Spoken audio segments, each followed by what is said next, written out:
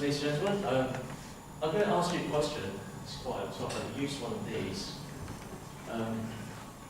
Let's start with that one. You've probably come across smartphones. Well, raise your hand if you haven't used one of these before. How about these? Only you have smartphones. Have you got one of these? Used one? Androids are nice. Does that have to use iPhones? I mean, this, yeah. That's. Have you got one? Have you used one of these? Raise your hand, have you got one? These. That's. Well, even that. Have you used that before? These. Who has used these before? Or these? Well, this is actually what we're actually talking about today. When you actually use mobile phones, we haven't really considered the theories behind what you actually derive from. And this evening, we'll talk about Radio Shacks, amateur radios, ham radios, CB radios, Morse codes. This is actually what mobile phones are about. You need to understand the fundamental principle before you actually use a mobile phone. Otherwise, I'm just making this a bit more simple. So Kelvin here, that's my call sign, Mike 6 Kilo Tango Romeo, which my friends, my old friend of mine, call it a very wrong choice of a call sign because KTR actually is Kevin the retard. Statistics. Before I jumped to university, I was trying to see if there's amateur radio on here. And to my strongest surprise, there is. The last meeting, the newest meeting, the future meeting, is at 2003-2003. And the newest member that's about to join the club will be joining in year 2001. So I think the meeting is good in the future. Some stats. There's that many hand radio operators in one mobile phone user. So if I were to say I'm a hand radio operator, I feel like achievement unlocked. I feel extremely proud of myself. That gentleman in my old radio club gave me this lovely video, Tony Hancock in 1950s using a hand radio, looking incredibly happy, I think. But he tried to make a contact with a friend of him in Edinburgh from London, but because the finest British brother, obviously the radio transmission was not that great. So he was very busy logging the very good snow and rain in his logbook, which comes back later. So what is actually amateur radio? What is actually CB radio? What is actually house radio? So if I ever use a phone, why do I need hand radio? Well, I'll come to that later, and probably Nigel will be very surprised to find the reason why. From shamelessly from Wikipedia, it's a very non-exchange message using radio transmissions. So I'm using a radio transmission to talk about something that not everyone talk about politics, talk about life, talk about the weather, as always people do on the radio. But just not something that non-commercial. So how do you become one then? Well, if you are incredibly strange like me, that you're immensely interested in something that is obsolete, well, find a radio club. A club is where you start your hobby. Like, for example, you do public speaking, you start here. That's where you can embrace a hobby. I found my own local club via Google, so I went to that. Then next, you take a radio course. Unlike CB radio that you use in walkie-talkies, you need to take a course and exam. So it's just not like random people using a radio that actually crops it up. You take a radio course that teaches you how actually fundamental radio works. Then you take an exam. Dear, I know we're version yet. If you fortunately pass the exam, you get a license, and you get a call sign. Then you're now legally allowed to operate radio. But if you do fail, it's not the end of the world because the races are not actually in August, and you do not actually find results just 2 weeks after August for some exams. So it's jolly, very good. And you progress on to the next license level after you pass the exam and experience on it. So talk about call signs. That call sign is actually what I use to identify myself. So I don't use my name because there are probably hundreds of Kelvins or whatever in the world. So a call sign is unique in the world. So it actually defines who you are. And the aviation are literally 4 different sets of rules, but it's vaguely similar, but just different logic, I think. So if I have a call sign, someone has a call sign radio, the first letter denotes which country it's from. For example, Golf means United Kingdom, Foxtrot is France, Delta Juliet is Germany, Romania, Russia, etc. So if you hear something on the radio in the UK, it comes from, for example, Bravo, you'd probably be surprised that from China because it's quite far away. And because the UK is quite a difficult, complex country, it's got a lot even more alphabets that tells you which part of legality of the kingdom is in. So there's a list of it. And also the next rule is that if I operate in different conditions, for example, if I'm doing mountain hiking or if I'm walking, I put a suffix or a stroke Mike, stroke Papa, stroke Mike, never mind where I am. So the call sign really tells you where you are and how you are. So it's extremely unique and it's very purity in radio transmissions. So how it exactly works? How it actually works? Well, it's not just like you click a button and you send a message. That's probably the things that you think about radio, but it isn't. It's more to that. Well, it's not that complicated as well. But this is probably quite a complicated list, but you probably guess it from here. Well, if you can, but antenna is a light metallic stick, surrounding silver, very useful. You've got a Radio Shack, probably a transmission power supply. You generate a signal, you talk through the signal, then generates, then amplifies. It amplifies to a very high gain. It then basically shoot off to the antenna and you get radio transmission.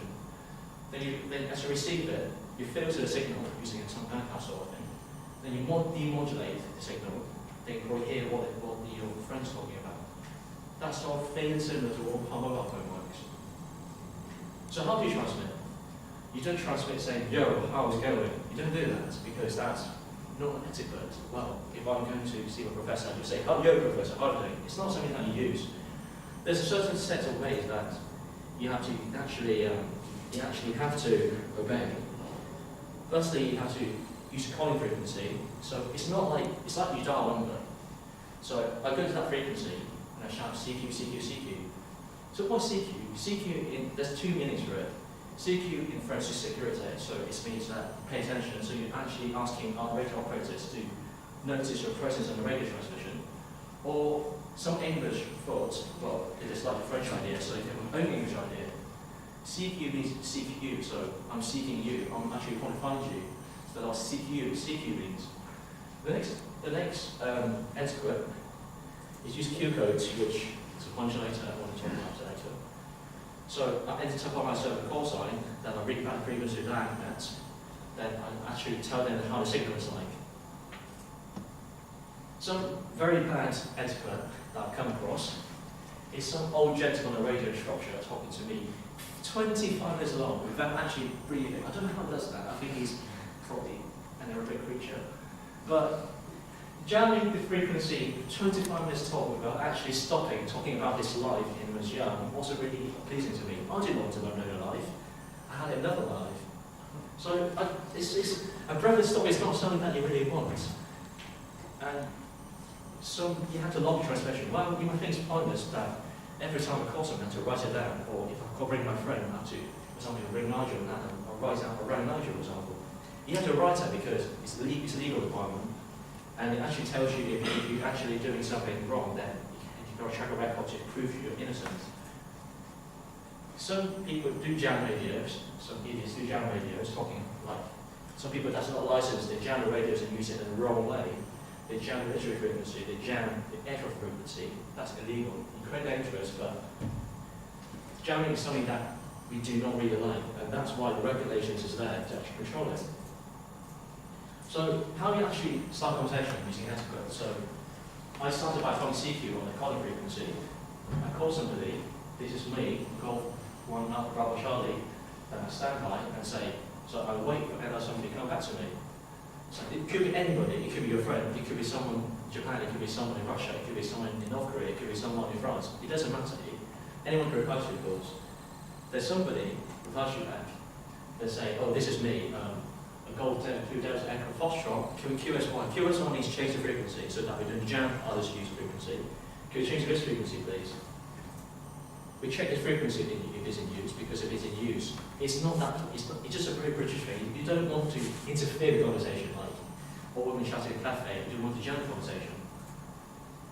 You clear the frequency, then they talk about where you are. For example, in London, you have to use alphabets to say where you are. You have to set People talk about, well, what equipment you've got. Some people talk about, the British typically talk about weather, the French talk about the light, the Russian talk about how the alcohol is. You can learn about so much about the cultures just by radio. It's amazing. So you can actually talk to people, learn different culture without actually paying for anything because it's free. You don't have to pay for any money to use the frequency. I'm not going to go through that. Yes, you can see. That's the Q code. So instead of actually saying a long words, how's the weather? Where are you? We are people. We have a very strong memory. Just say 3 alphabets or Q, T, H, Q, N, H, etc. That actually simplifies everything. But Q codes are actually invented by an American telecom company. It's a bit like Morse code, it's a bit like codes.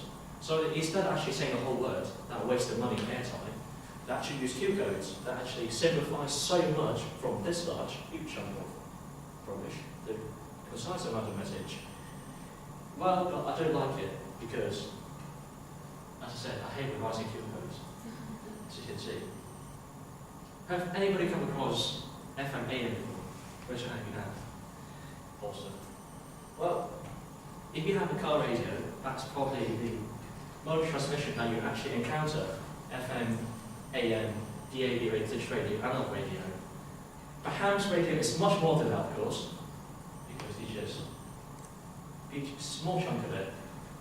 Well, ham's radio, that's a amount of mode transmission you've got. I'm not going to describe each of them because that probably takes you 3 hours to do so. But you've got these kind of multi-frequency, and SHF, the super high one, is actually a microwave. You can talk using a microwave. But of course you don't want to stand next to anything to cook yourself. You've got sidebands. Well, sidebands is actually quite interesting because sideband is what people call a ducky voice because you probably hear me in a very predominant voice because of actually how it works. You've got FM, pulse modulation, continuous wave. Continuous wave is actually interesting because you actually send a message via Morse code. It's like SSB. You actually remove half frequency to reduce the power transmission. You have to say Morse code. But some people do say Morse code incredibly quickly. I don't know how it does that. I can't read Morse code. It's used in basically like spy stations, like military stations, number stations. And you also have something called a slow scan television. Yes, this picture was taken by somebody in the 1970s when the motherland Soviets sent in the satellite. So it's Russian amateur radio message American guy via radio frequency sent in a picture of that via radio. So that was scanned in 16-bit. I'm not quite sure. I think so. Yeah. So probably this is how people actually send pictures at that time. This is also how the actual television transmission begins. So this technology is what television actually based on. Some people talk about Morse code.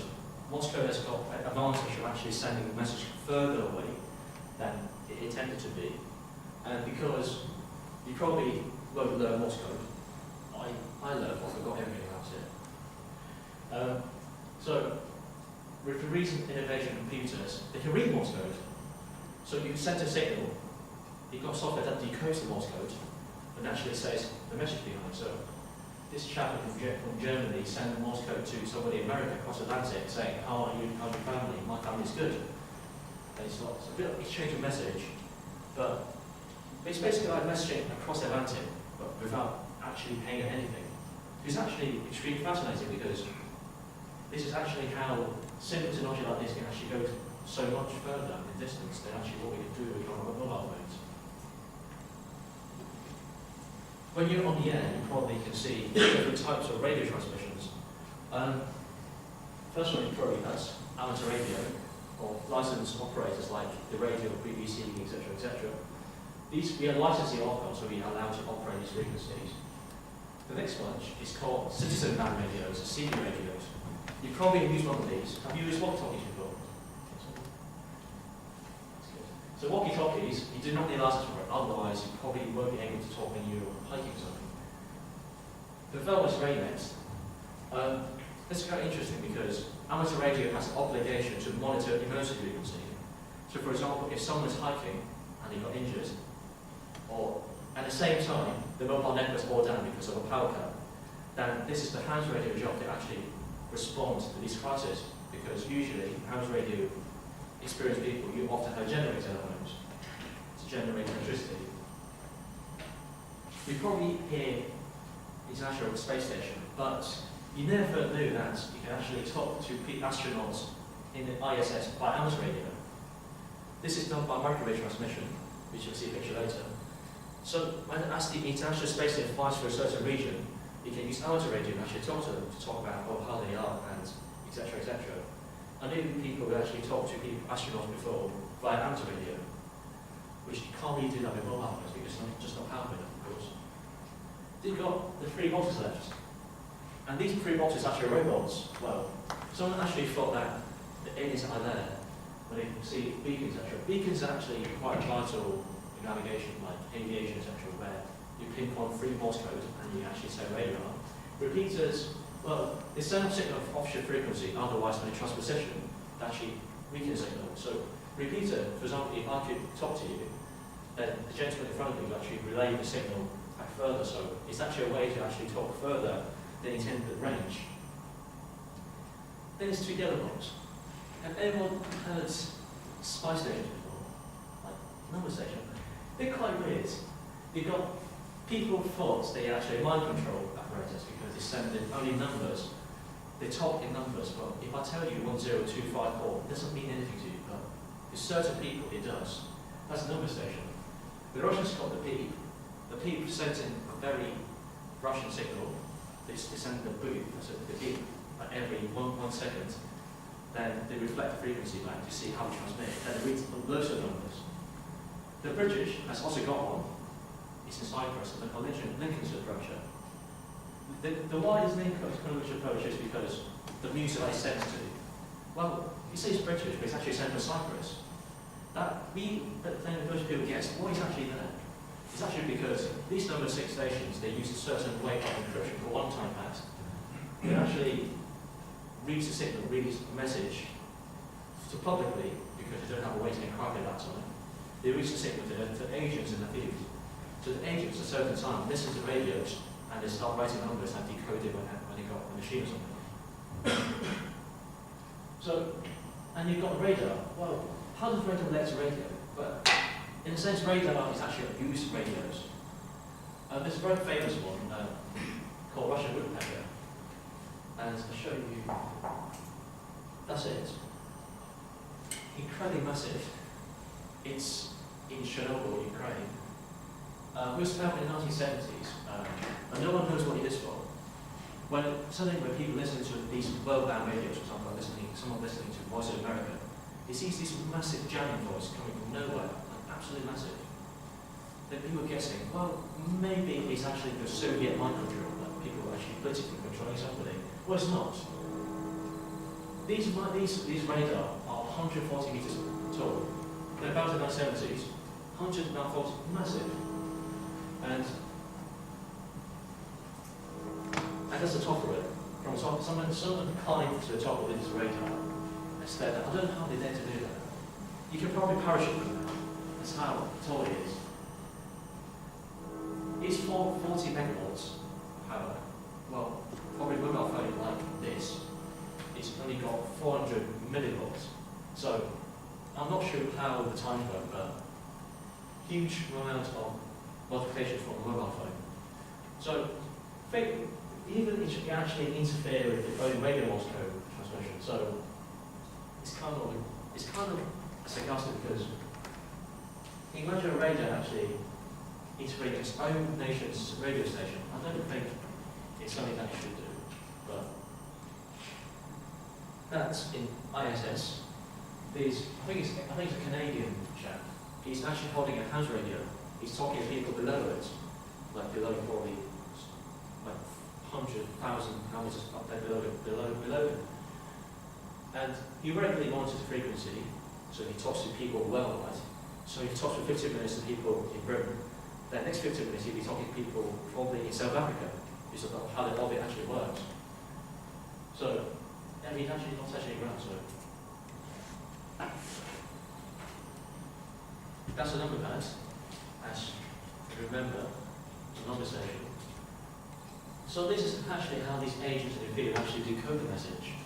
They reset these pads and then cross it out at the same time to see which codes are used. These are frequency bands. You can't really occupy a frequency because it's just automatically. You only allocate a certain frequency in the radio spectrum.